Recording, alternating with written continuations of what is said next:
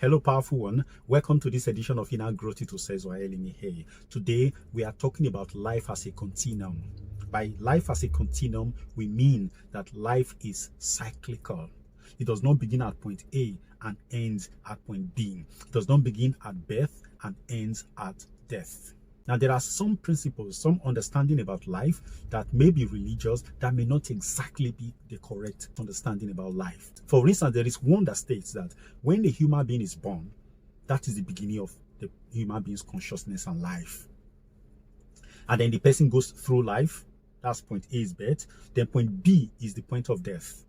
And when the person dies, the person's existence ends there. The person's consciousness terminates, and that's all. The person disintegrates and becomes part of the mineral and whatever it is. That's one. There's a second one that states that it's also linear. That's point A to B. At the point of birth, your life begins, and then at the point of death, it ends, and then you face judgment. Either you go to heaven and enjoy forever with God, or you go to hell and burn forever with Satan and his agents. That's another one. But you see, there's this other one that states that life is a continuum. That is what Africa believes, that life is cyclical from word go. That the human being's birth does not signal the beginning of the human being's life. And that the human being's death does not signal the end of that human being's life. That at death, there is judgment, of course, yes. There is judgment at death, but judgment is not about ending the life of that person. Judgment is about determining how one has lived their lives and how one were to be rewarded or otherwise. And if the person is qualified to cross over to the higher regions to take on higher responsibilities, the person crossed, having passed all the tests in the school, which is called earth. Where the person has not passed to cross over, what are the things responsible? Probably the person's iniquities, the person's erroneous actions and steps and missteps were higher than the person's goodness. You see? So because of that, the person feels an intense sense of remorse and wants to make amends. Now, if the person's errors were so grave, were so much that if the person were to come back in the human form, the person's suffering will be so intense, or the person may not even be qualified to take on the human form, which is the highest form in creation, then the person was sent to hell instead of suffering the lower forms of being, to burn out a considerable portion of that iniquity so the person can come back lighter and freer. That is a reasonable thing, I think. And when the person is to be born, the person decides on the basis of the experience the person had at that point from a higher vantage point of view, who will be his or her parents. They pick parents on the basis of the assignment they have come to do this time. What assignment really? It's about contributing to life. It's about creating life. Now they realize that their past lives, they contributed immensely to decreate the process of living. Therefore, now they are coming now to pay back. And when they come, they pick parents according to that. If they have come to do that through intense, perpetual suffering, they pick the right parents for that purpose. Therefore, a person that has come in with a vow of poverty will pick a parent that will never be rich, that are poor by their inclination because of their karmic blueprints. So they come into that world and their karmic blueprint is also edged with poverty. This is a decision they have made. Nobody made it for them, not God. They made it for themselves. And then the people that will also help them along the line to put them back to that line are also arranged for them along the journey. So when they come into this world, they are born by these parents and they are inside that intensity of poverty and lack, and they themselves have a mindset of poverty. Now, if by any means somebody comes to contact them, they come into contact with certain knowledge and they want to start acting rich, they want to start doing things that will give them wealth. You see, those same people that were planted on their path to guide them will come in and do things that will make them return to that poverty. It could be that they do business with these people and these people will dupe them, or somehow that is just how it is. Now, if this person does not understand, because at the point of birth, a human memory of the higher lives are wiped out. So the person is not able to understand that these are the decisions I have made. Therefore, they are fighting against poverty, against lack, against all of these things. They can't seem to know why. Their mates who are struggling less are doing it successfully, are growing, but they are not. They are very intelligent, they are very hardworking, but they are never able to make it like other people. Why are these people punishing me? Why are they duping me? Why are they all of that? They could be your accountant, they could be your lawyers, they could be your staff members, they could be your business partner, but they will dupe you. They don't know what they are doing because they are sent as helpers to help you achieve your karmic goal on this planet. But nobody's aware of all of these things. This is how the game of karma is played. So this game is a very funny game that you know that you came to play this game. You came to suffer these things, but you got here. You are not made to remember, you are made to forget. That is the power of karma. Your inability to remember that this is the cause you have channeled for yourself. Why did you channel this cause for yourself, this very difficult and tedious cause? Because as soul, you are pure. As soul, you came across the things you have done wrongly, and you felt very pain, you felt very bad, you wanted to pay for them in your purity. But of course, you do not know that those actions that you have been remorseful for were not committed by you. Yes, because if they were committed by mind, your crime was that you couldn't control the content of mind. So mind went berserk and committed all sorts of atrocities in your name. You, as the commander-in-chief of the human system, lost control of the mind because in this world, mind is the king. Mind knows the in and out of everything here. You are a stranger. In order not to offend, or for one reason or the other, you allowed mind to have its way. Now they are being held against you. At the time of judgment, you are standing alone all by yourself. Mind is not there. Mind is demobilized to the realm of mind. Then you want to take human birth. You want to atone for these things. Mind comes back. The same mind comes back and joins you in the incarnation process and continues from where it stopped with all its propensities in place. They have not been purged. It is in your place to purge all of those propensities so that you might have a free reign as soul to rule. But you are not able to do that. Minds coming into your place contributes to your ability to forget. Now the odds are stacked against you. You are suffering. You don't know why. Is that a good game? No, certainly it's not a fair game to anybody. This is where we realize that there's an insidious power in the human system that is preventing the human being from knowing. Because if I know that I am going to suffer for so period of years for so offense I've committed, I will gladly bear it. But here, I didn't commit the offense in the first place. The guy who committed the offense, who lured me into all of these lanes and turns, is not present with me when I'm suffering the consequences over there. And when I made up my mind to come and suffer, it was not present with me. Now, the moment it was added to my system, it helped me forget all that I agreed upon. So I cannot remember why I am suffering. And still, I came back with a remorse intent. I wanted to be a better person. I came into this world intent to be better.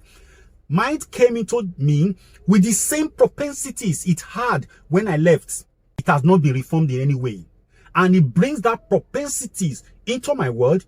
While I have an intention to be a better person, mind is having an intention to spoil me, to take me to where I was before. This is why you now have duality of your personality. You have your good side and your bad side. The Islamic world calls it the good and the bad angels. There are no good and bad angels. They are just you as the soul, the pure entity from God, and mind, the pure entity from the devil, playing their roles in your life. So what scriptures actually enjoy is to win over the propensities of the mind and focus on that beauty, that purity, that essentiality that is tugging on our inside. This is why you are enjoined to train the mind, not control the mind. Train the mind to go in line with your own direction, which is the higher direction of life. But you see, the mind is not like your dog. It is not easy to train because the mind will wake up with you, with its own desires, with its own propensity. But guess what? All those plans you have put in place in your life to experience, they are also etched into your mind as mental blueprints. You'll be fighting hard to overcome them most unsuccessfully. That's number one. Number two, mind will be directing to the old way that led you to make that decision at judgment in the first place, which is the old ways of sinfulness. Because that is the way mind had come to know life with you. But you see, you need to train mind to know life in another way with you now. And that training is intense. And you have to do it as if there is no tomorrow. And when you focus on training mind along that line, you will have to commit your entire resources into it. This idea of voluntary punishment that you impose upon yourself at the point of incarnation, they are not worth it.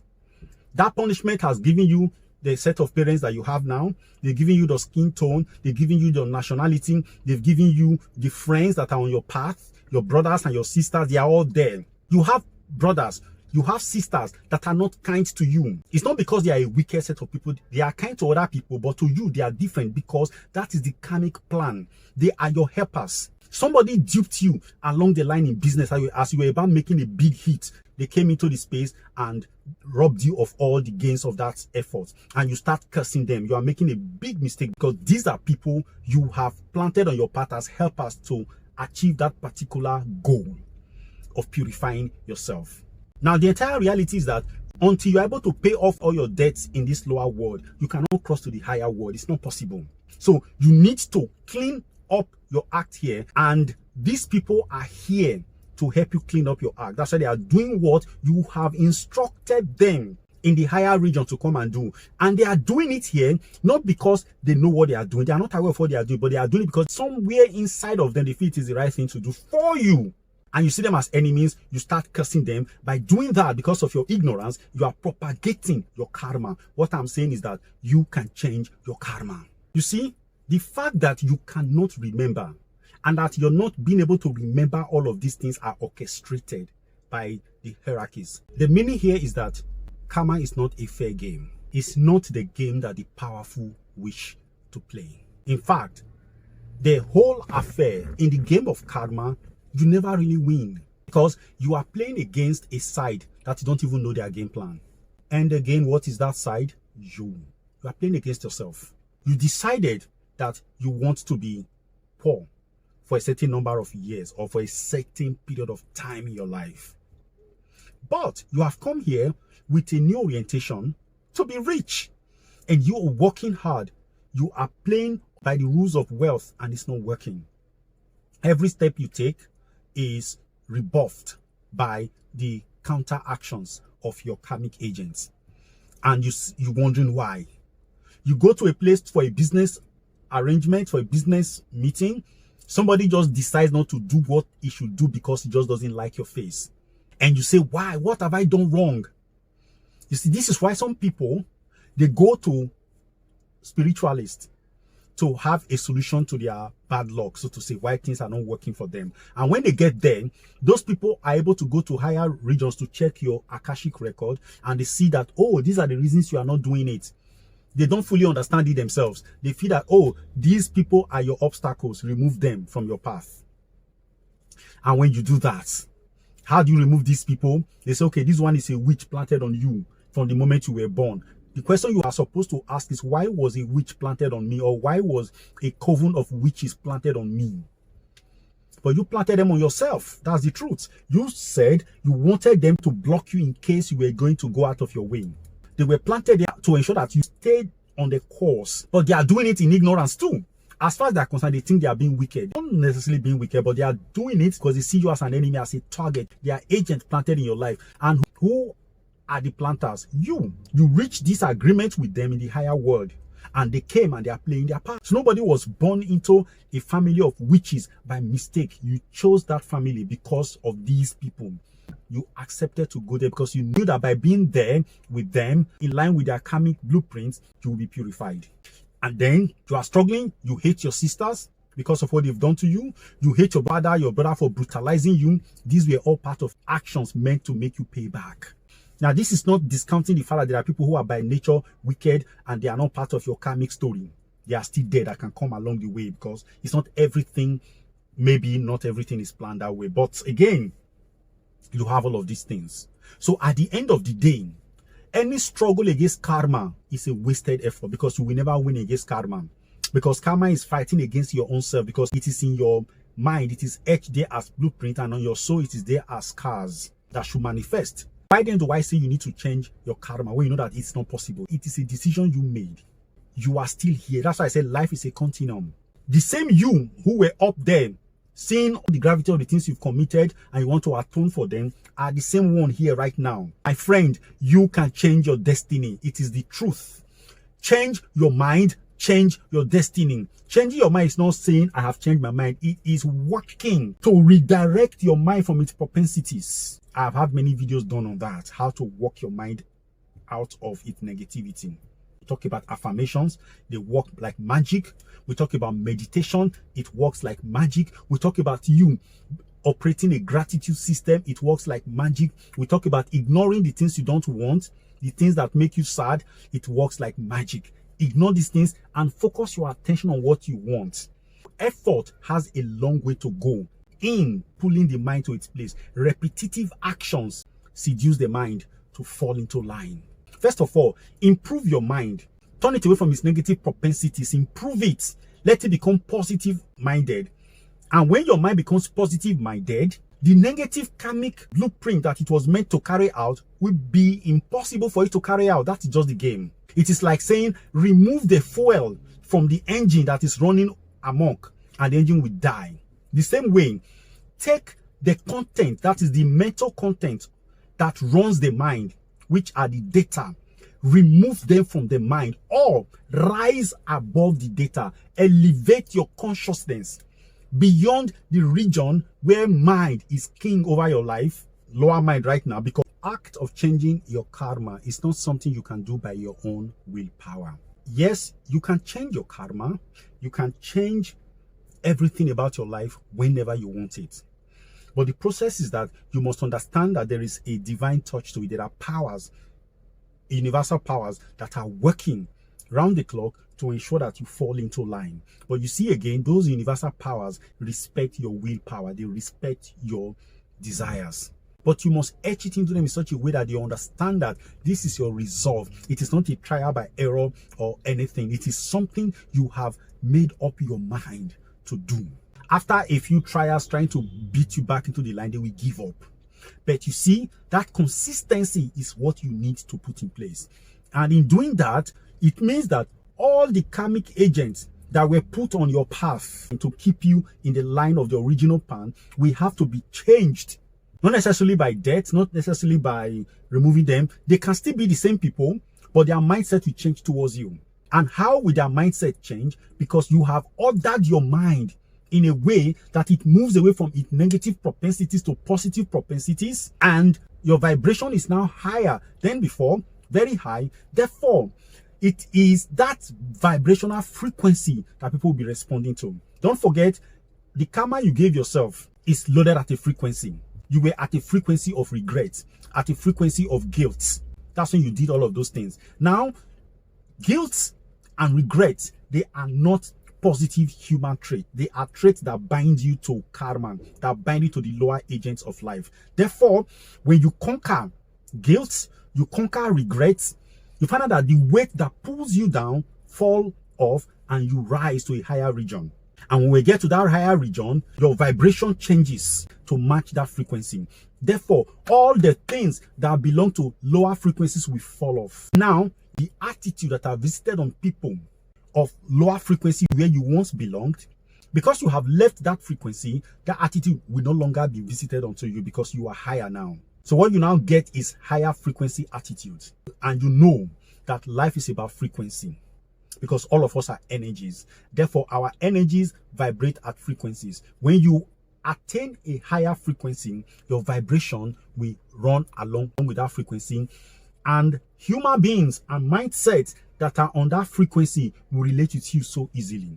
Therefore, the game of changing your karma is a positive game. When a human being chooses to change their destinies, it's not a matter of just saying it, I want to change my destiny because I don't want to suffer again. That human being will have to also change their mindset. Okay, this is the secret.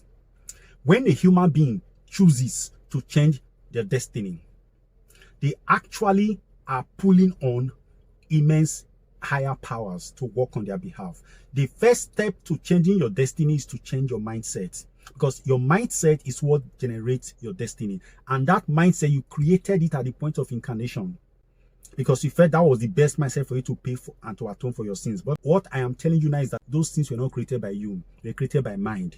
When you make that particular mind non-existent, when you kill that mind, the link that connects you with that lifestyle and that created that destiny will be non-existent anymore. They will find nothing to latch onto. When you elevate your mind, it is not available in the region where negativities are found, where guilt and remorse are found. You are free. A lot of us carry our guilt, and as long as we carry our guilt in us, and these guilt sadly are not even conscious, they are subconscious guilt. You just find yourself waking up one day feeling so remorse and sad. You need to break it. People are living in perpetual guilt without knowing what they have done. It is karmic blueprint. When you break it by focusing on being better, by being happy, by being positive, these things will change. Your life will actually change for the better.